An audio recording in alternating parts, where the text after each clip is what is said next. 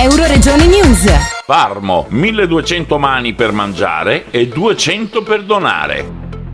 Un evento eccezionale, un impegno impressionante con tanti sorrisi e gioia per tutti i presenti. Un ringraziamento particolare a tutti coloro che si sono impegnati attivamente per la riuscita della cena per beneficenza, agli ordini del capogruppo Alpini di Gradiscutta, Dino Margarit, con il sindaco Sergio Michelin e Denis Caporale, il vicecommissario dell'azienda sanitaria numero 3. Questa serata è per raccogliere fondi, è una serata di beneficenza e viene devoluta alla Casa dei Frus, ex canonica di Gradiscutta.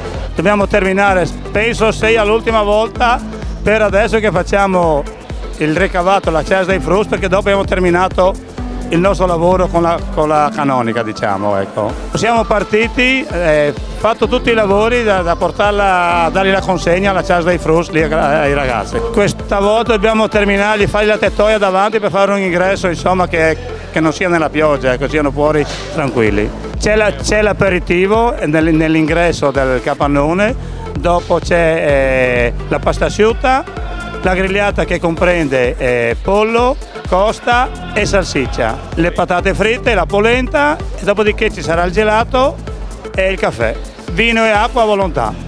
È il gruppo di Gradiscutta che organizza, però abbiamo altre associazioni, altre realtà qua nel comune, c'è il Alpini di Varmo, c'è i due platani di Santa Marizia, c'è la Tor di Belgrado e dopo insomma, sono più associazioni che ci danno una mano e abbiamo una fortuna, abbiamo tanti giovani che ci danno una mano. Se fa il giro li vedete da voi, tutti i giovani ci danno una mano qua.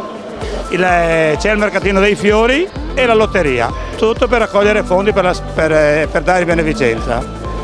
Stiamo iniziando a vivere una serata molto molto importante che da 18 anni si sta svolgendo qui a Gradiscutta di Varmo, grazie agli alpini e grazie anche alla famiglia Caligaro che ha imprestato questo capannone, naturalmente rimesso a nuovo per l'occasione. È una serata, dicevo, molto importante perché oltre alla partecipazione della gente, ma lo scopo per la quale viene svolta, uno scopo molto alto e di grande onore alla nostra comunità, perché lo scopo principale è quello di convivere e di dare ai nostri ragazzi meno importanti di noi la possibilità di una vita più serena e tranquilla in mezzo agli altri.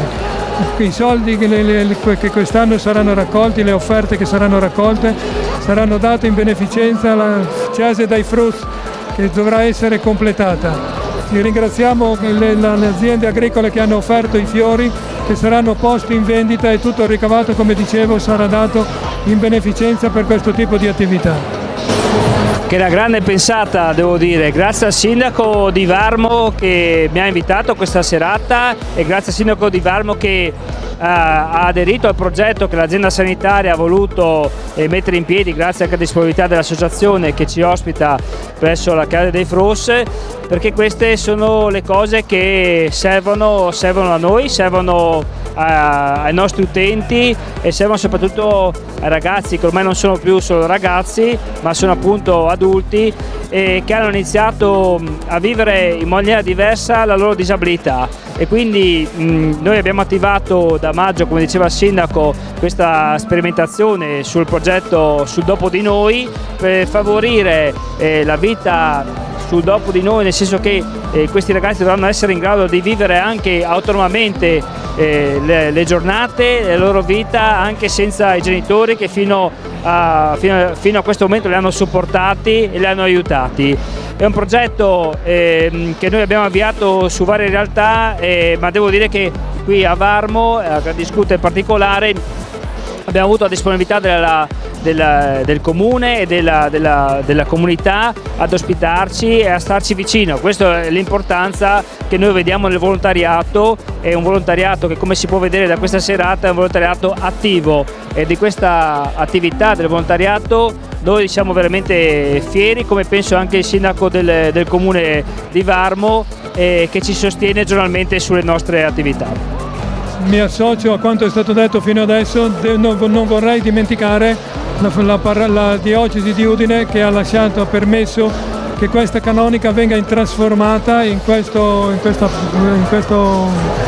meravigliosa struttura che oggi è la Casa dei Frus di Gradiscutta. Dal Medio Friuli per Euroregione News, Marco Mascioli. Euroregione News.